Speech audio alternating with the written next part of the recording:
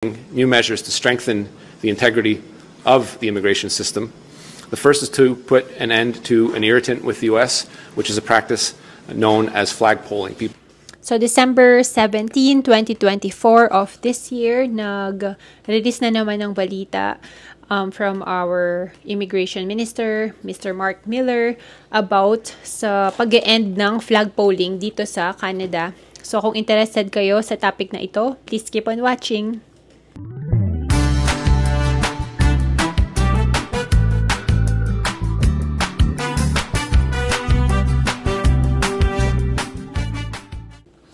Hi guys! Kumusta kayong lahat? So, gusto ko lang i-share yung balita last couple days ago.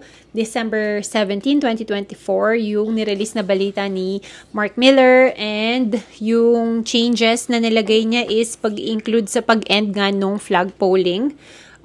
So, temporary residents will no longer exit and re-enter Canada to speed up immigration services. FYI guys, nag-try ako mag-search pero hindi ko nakita kailan yung exact date na i-implement ito. I'm pretty sure malapit na pero wala akong nakita. So kung may nakita kayong exact date ng implementation nito, please comment down below. New measures to strengthen the integrity of the immigration system. The first is to put an end to an irritant with the U.S., which is a practice known as flag polling. People that leave Canada with no intention to go back, no intention to spend any time in the U.S., but then immediately go back in to get quicker processing at the border, where they would have to wait in Canada. Flag polling uses up valuable resources on both sides of the border, slows border traffic, and prevents officers on both sides of the border from focusing on more critical tasks.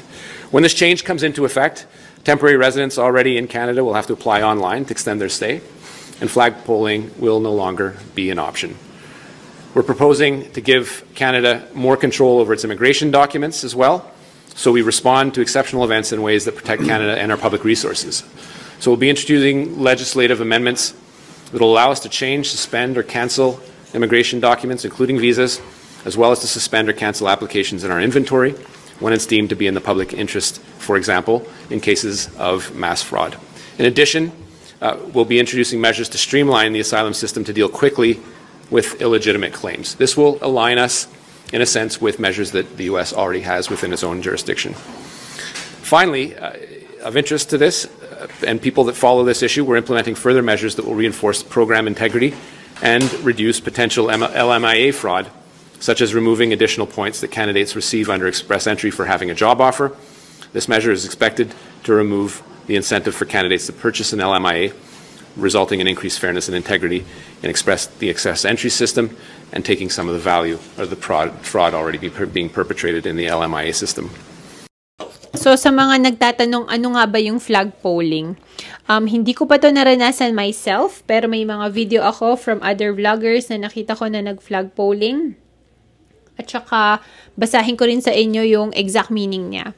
Flag polling occurs when newcomers bypass regular wait times associated with applying online for a work or study permit by leaving Canada and then immediately re-entering the country. To receive same-day immigration services at a port of entry, this was a viable and legal process that newcomers could use to receive faster immigration services from the Canadian government. So, May of this year daw, nag-release ng changes dito sa paglilimit ng newcomers' ability to flag poll by reducing yung hours ng mga US-Canadian border crossings. So, yun na yung first step na ginawa nila. And yung second step na nirelease nila ngayon is yung pag-e-end nila, hindi lang natin alam kailan. And nakalagay dito, PGWP applicants were 20% roughly sa mga nagfa-flag poll dito, guys. So, ano nga ba yung impact kapag nag-end yung flag polling? So, lahat na is kailangan mag-apply through online.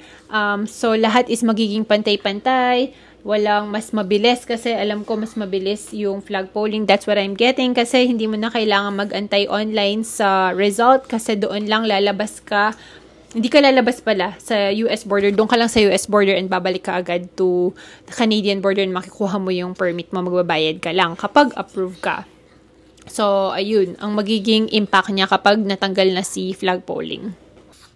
So, ano pa nga ba yung in-address ni Minister Mark Miller dito? So, aalisin na nila, guys, yung points kapag meron kayong LAMIA or Labor Market Impact Assessment na job offer kung mag-a-apply kayo through express entry para ma-prevent yung misuse and increased fairness in the express entry system kasi nga gawa nung naglabas ang bentahan ng LAMIA, guys.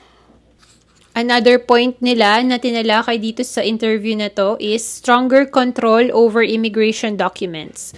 IRCC can now cancel or suspend visas and documents in cases of fraud or security risks, ensuring a more secure system. Unti-unti na nga kina-crackdown yung mga loopholes dito sa system, sa immigration system dito sa Canada. So, expected na natin na meron at meron laging lalabas in the next couple days, couple weeks, couple months na balita.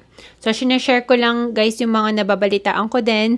Pero, hindi natin alam or wala pa akong nakita kung kailan yung exact implementation date.